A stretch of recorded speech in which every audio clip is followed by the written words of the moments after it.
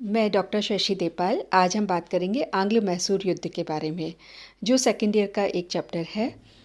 मराठों इससे पूर्व के अध्याय में हम आंग्ल मराठा संघर्ष की बात कर चुके हैं।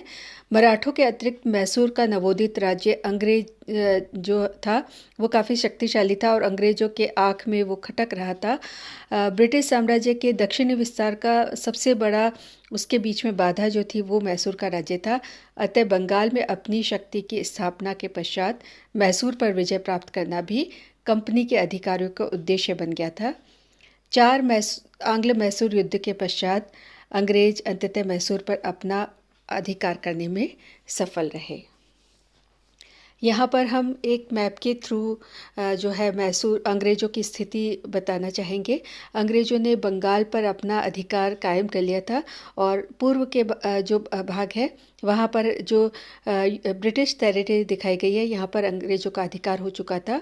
और अंग्रेज़ों के प्रभाव क्षेत्र के अंदर जो एरियाज़ आते थे उसके अंतर्गत हम बात करते हैं। यहाँ पर बेंगलोर, मैंगलोर, श्रीरंगपट्टम मैसूर राज्य की राजधानी और सिदासिर, माही, कोयम्बटूर आदि। और उससे उत्तर की ओर अगर हम जाएंगे तो उत्तर में मराठों का राज्य है जो उत्तर पश्चिम की तरफ है और मध्य भारत में भी स्थित है, जो यहाँ इस नक्शे में दिखाई दे रहा है। और उसके बीच में निज़ाम का राज्य जो हैदराबाद का राज्य था। तो ये दक्षिण की स्थिति थी। अंग्रेज जो है, जैसा कि हमने पूर्व के अध्याय में बात की कि अंग्रेज जो है बंगाल में अपनी विजय प्राप्त कर चुके थे। अंग्रेज बंगाल में विजय प्राप्त करने के पश्चात, क्योंकि बंगाल में कलकत्ता काउंसिल का शासन था और कलकत्ता में गवर्नर जनरल की स्थितियां जब मजबूत हो गई, बंगाल की में ब्रिटिश सत्ता की स्थापना के साथ में कलकत्ता काउंसिल की स्थिति और अधिक मजबूत हो गई। तो बम्बई की काउंसिल भी चाहती थी कि उनकी दक्षिण में स्थिति और अधिक मजबूत हो। ऐसे में मैसूर के राज्य को अपने अधीन करना उनका एक उद्देश्य था। प्रथम यहाँ पर अंग्रेज़ों और मराठों के बीच में संघर्ष की स्थितियाँ किस रूप में पैदा हुई, इसकी हम बात करते हैं।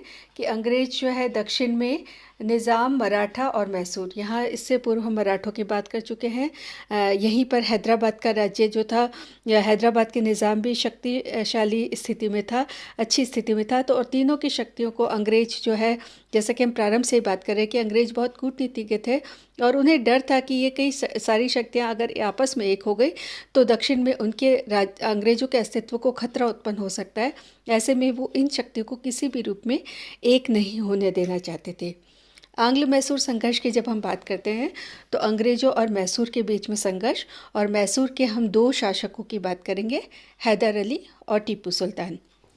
हैदर अली जो है उसके पिता का नाम फ़तेह मोहम्मद था, जो मैसूर के राज्य में साधारण नौकरी करते थे। पहले मैसूर जो है विजयनगर साम्राज्य का ही एक अंग था, लेकिन विजयनगर साम्राज्य के पतन के पश्चात यहाँ पर बौदेर वंश का शासन स्थापित हुआ और अपनी योग्यता के बल पर जो है हैदर अली ने अपनी स्थिति को मजबूत बनाया। 1755 में वह डिंडीगुल का फौजदार बना। 1760 में उसने शासन शक्ति को अपने हाथों में ले लिया और जो है मैसूर जो राज्य यहाँ का जो राज्य था उसमें अपनी स्थिति को उसने और अधिक मजबूत बनाया। और धीरे धीरे जो है हैदर अली के समय में यहाँ पर कृष्ण राज का शासन था, किंतु वह नाम मात्र का राजा था और वास्तविक शक्ति जो है दो सर्वाधिकारी मंत्री नंदराज और देवराज के हाथों में थी।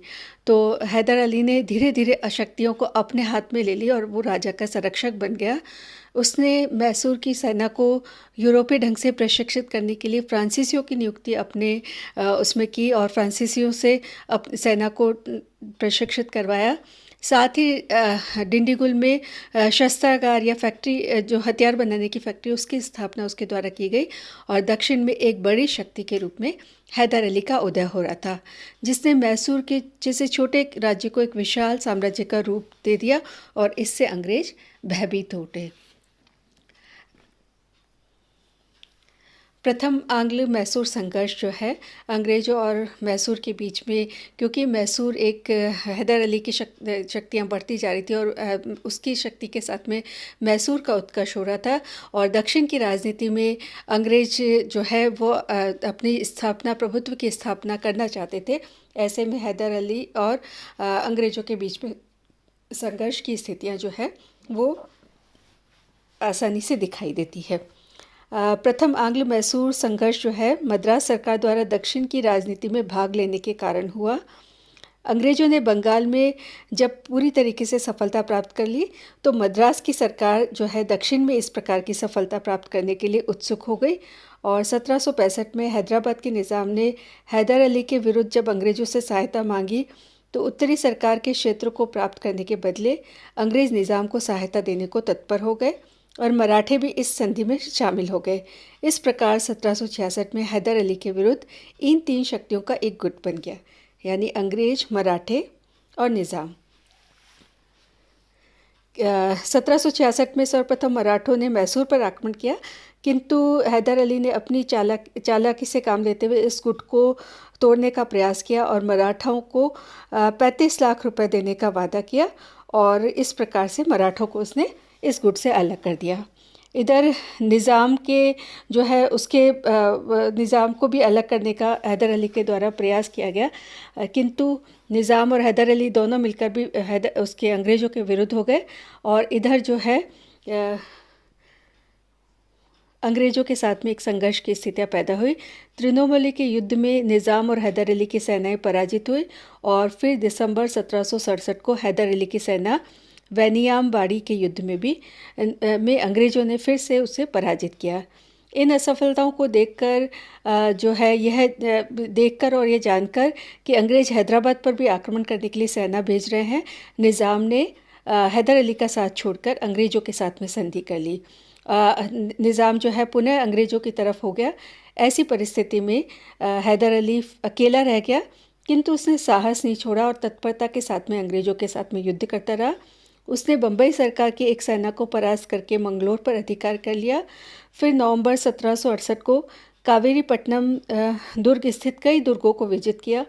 तंजौर पर आक्रमण करके वहाँ के शासक से 4 लाख रुपए वसूल किए और मार्च 1669 को उसने मद्रास पर आक्रमण किया तथा 4 अप्रैल 1769 को मद्रास की सरकार को एक संधि करने को बाध्य किया, जिसे मद्रास की संधि के नाम से जाना जाता है। यहाँ तक हम इससे पूर्व तक देख रहे हैं कि हैदर अली की स्थिति बहुत अच्छी नहीं थी, लेकिन अब हैदर अली ने साहस नहीं छोड़ा। अपनी हिम्मत के बल पर हैदर अली ने अपनी स्थिति को मजबूत बनाया और ये जो मद्रास की संधि है ये हैदर अली की शर्तों पे थी, यानी कि हैदर अली का इस संधि में पलड़ा भारी रहा।